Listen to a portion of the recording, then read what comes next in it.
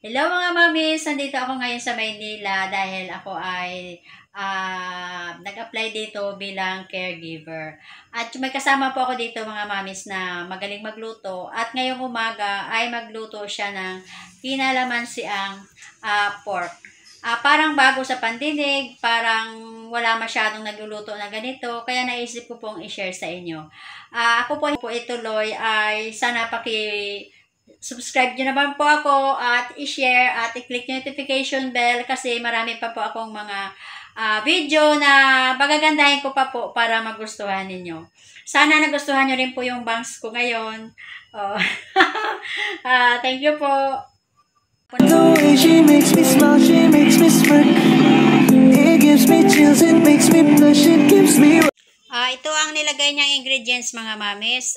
Isang sibuyas, paminta, toyo, at saka kalamansi lang. Wala po itong asin at walang suka. Ito ay, kaya nga siguro pinangalan ng kinalamansi ang pork kasi yung pampaasim niya lahat ay puro lahat kalamansi.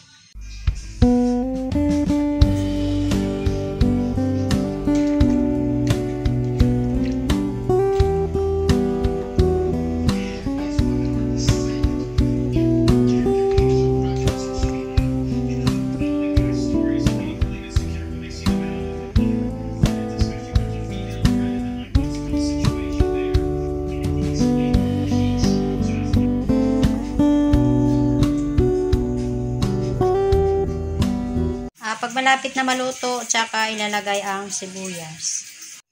At pakuluan hanggang sa lumambot.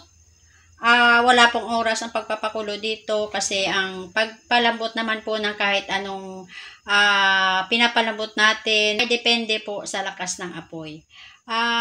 Dito pala mga mamis, may share ako sa inyo. Pag kayo po ay papakulo o naglalaga ng kung ano pa mang gusto nyong ilaga, ay kailangan po ay nakasarado ito. Wag po natin siyang pasingawin na ganito. Kasi sayang po yung init na dagdag pa doon sa paglambot ng ating mga nilalaga.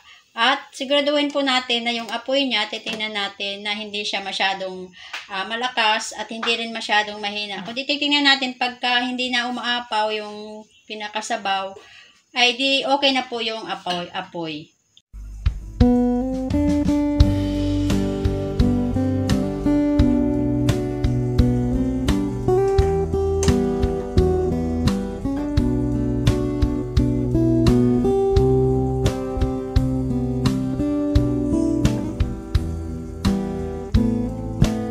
Titikman na ni nanay yung niluto niyang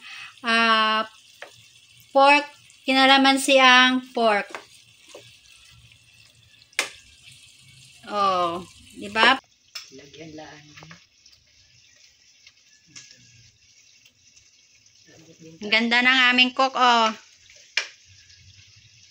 Parang si Sharon nung bata-bata.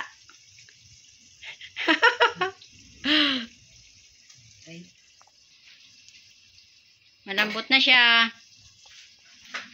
Jaron! Ito na yung kinalamansiang pork. Thank you for watching. Sana nagustuhan niyo mga mamis. Ang papipiliin, panalo ka na mati, pwede mo pa kong alipin. Ikaw lamang ang laging nasa panaginip ko.